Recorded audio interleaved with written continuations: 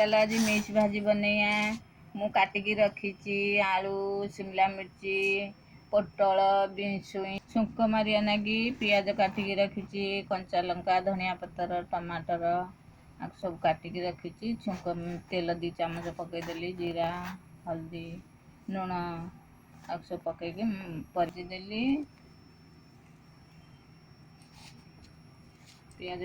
ପିଆଜ ଟିକେ ଭାଜିକି ଭଲ ମଜାରେ ଭାଜି ହେଇଯିବ, ଗୋଲାପୀ କଲର ଆସିଯିବ।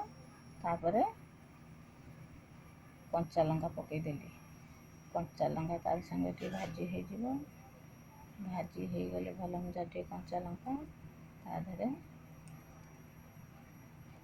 ଟମାଟର ପକେଇଦେଲି। ଟମାଟର ଟିକେ ଭଲ ମଜାରେ ସନ୍ତୁଳି ଦେବା। ଟମାଟର ଟିକେ ସନ୍ତୁଳି ହେଇଗଲେ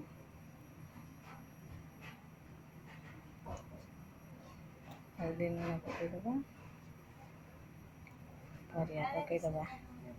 ପରିବା ପକେଇ ଦେଇକିରି ପରିବାକୁ ଟିକେ ପରିବା ପକେଇଦେଲି। ପରିବା ଟିକେ ଭଲ ମଜାରେ ତାକୁ ସନ୍ତୁଳିବା। ଟିକେ ଭଲ ମଜାରେ ସନ୍ତୁଳି ହେଇଗଲେ ତା ପାଣି ଅଂଶଟା ଇଏ ହେଇଯିବ। ତାପରେ ଆମେ ତା ଦେହରେ ଟିକେ ଲୁଣ ପକେଇଦେବା। ଲୁଣ ପକେଇଦେଲେ ଯେତିକି ଭାଜିକି ଲୁଣ ଦରକାର ସେତିକି ଲୁଣ ପକେଇଦେଲେ, ତାପରେ ହଳଦୀ ପକେଇଦେଲେ।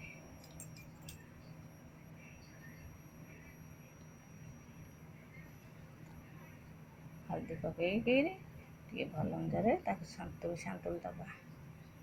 ସନ୍ତୁଳି ଦେଇକିରି ସ୍ଲୋ ଗ୍ୟାସ୍ରେ ଟିକେ ସନ୍ତୁଳି ଦେବା। ଭଲ ମଜା ଟିକେ ସନ୍ତୁଳି ହେଇଗଲା। ତାପରେ ଏବେ ଆମ ଭାଜି ତୟାର ହେଇଗଲା। ଟାଇମ୍ ଆ ଦେହରେ ଲାଗିବନି, ଫଟାଫଟ ବନିଯିବ। ସକାଳୁକୁ ନାସ୍ତା ସାଙ୍ଗରେ ଖାଇବା ନାଗି ରୁଟି ସାଙ୍ଗରେ ଖାଅ, ଦୋସା ସାଙ୍ଗରେ ଖାଅ, ପଖାଳ ଭାତ ସାଙ୍ଗରେ ଖାଅ, ଯାହା ସାଙ୍ଗରେ ପାଇବ ଖାଇପାରିବ।